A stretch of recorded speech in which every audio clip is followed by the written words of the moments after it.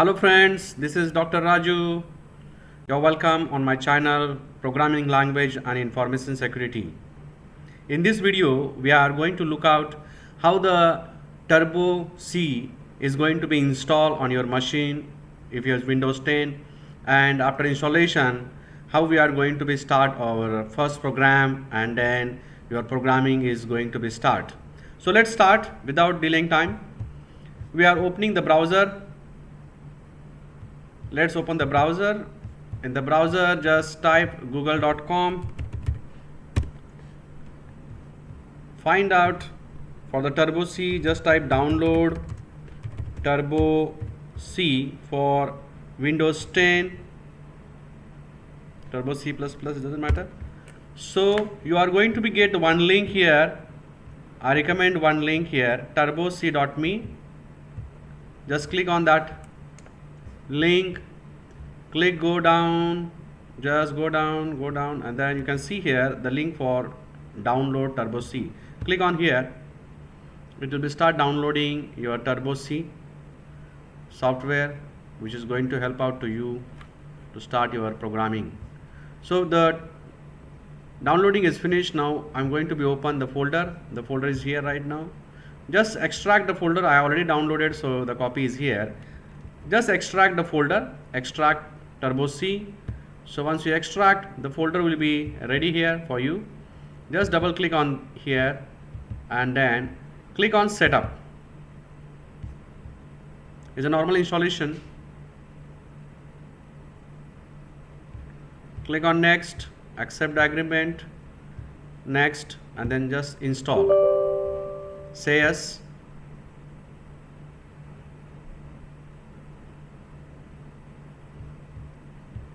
Your Turbo C software is right now ready to execute. So I'm just closing this Windows, which is I'm not right now using it.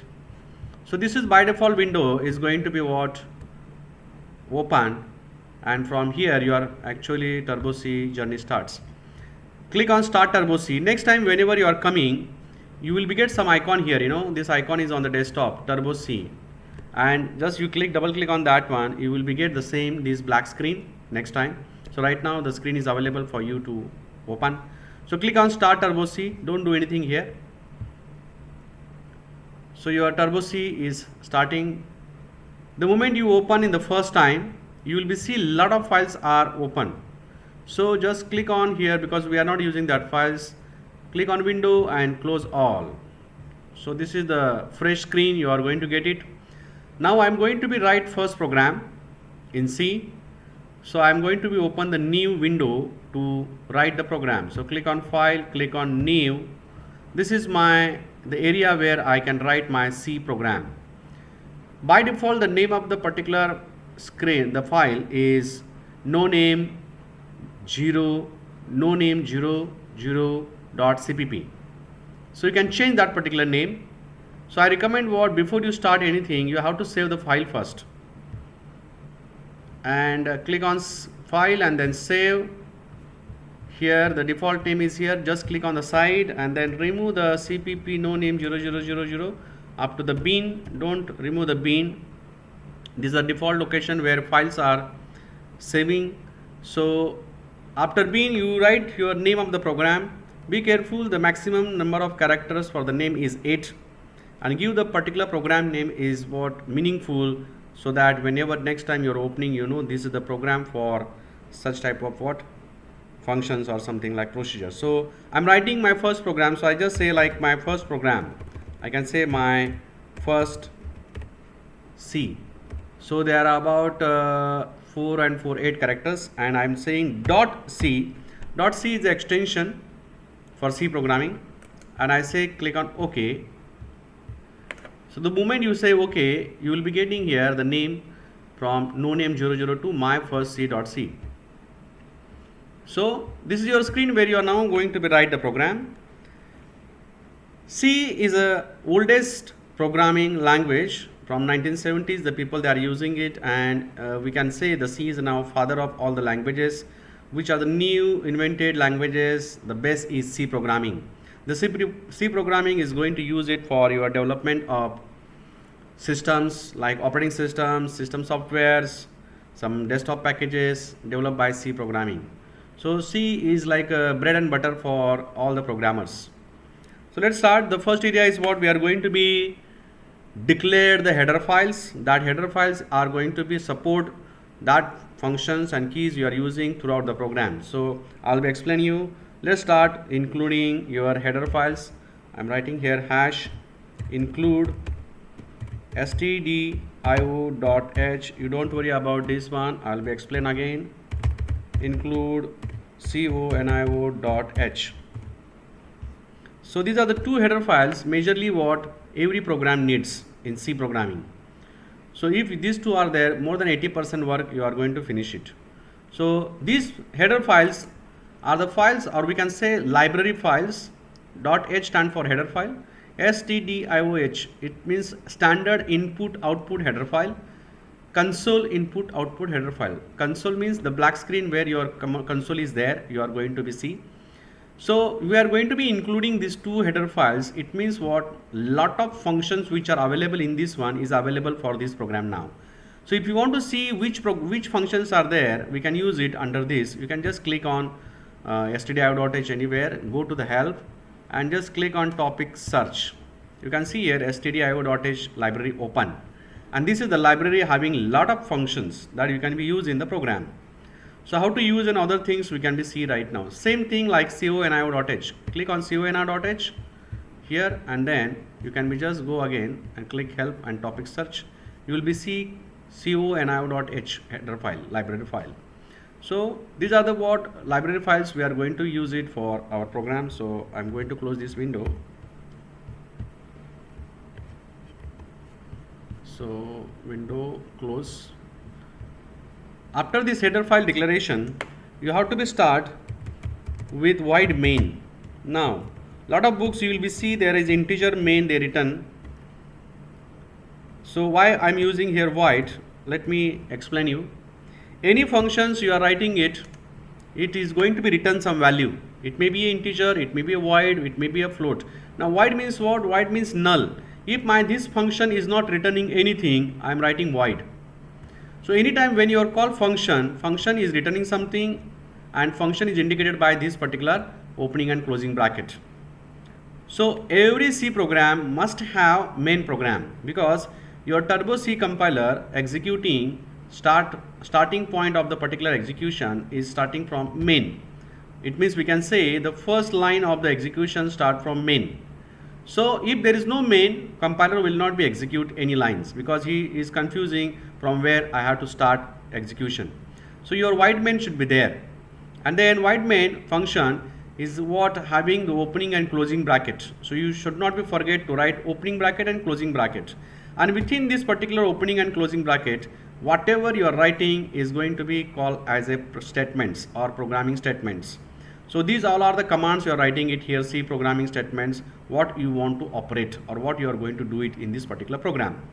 So let's see, in the first program we are just displaying some message on the screen. I am writing the printf, printf, printf, and is a function which is available in stdio.h.